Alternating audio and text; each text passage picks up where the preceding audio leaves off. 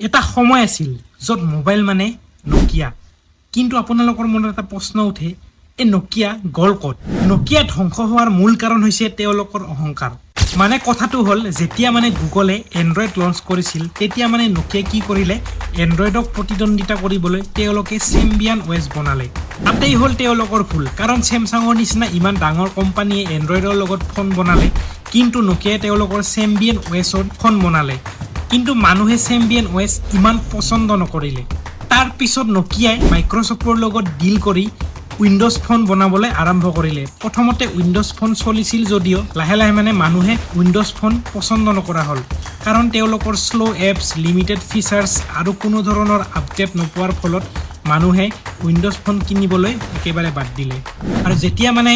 আমাৰ ইণ্ডিয়ান মাৰ্কেটত চাইনিজ ফোনবিলাক আহিবলৈ ষ্টাৰ্ট কৰিলে তেতিয়া মানে নকিয়াৰ একেবাৰে অৱস্থা বেয়া হৈ গ'ল কিন্তু মাজতে নকিয়াই বহুত চেষ্টা কৰিছিল দুই এটা এন্ড্ৰইড ফোন তেওঁলোকে লঞ্চ কৰিছিল কিন্তু তেওঁলোকৰ আগৰ নিচিনা যিটো ব্ৰেণ্ড ভ্যালু আছিল সেইটো একেবাৰেই নাপালে তো আজিও মানুহে কয় নকিয়াই যদি সঠিক সময়ত যদি সঠিক ডিসিজন ললেহেঁতেন এতিয়াও মানে আজিৰ সময়ত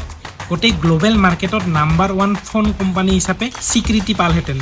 কিন্তু সেই বুলি নকিয়া একেবাৰে বন্ধ হৈ যোৱা নাই আজিকালি তেওঁলোকৰ মানে নেটৱৰ্কৰ যিখিনি কম্পোনেন্টছ আমাৰ টাৱাৰ এডলত থাকে এই কম্পোনেন্টছবোৰ নকিয়াই বনায়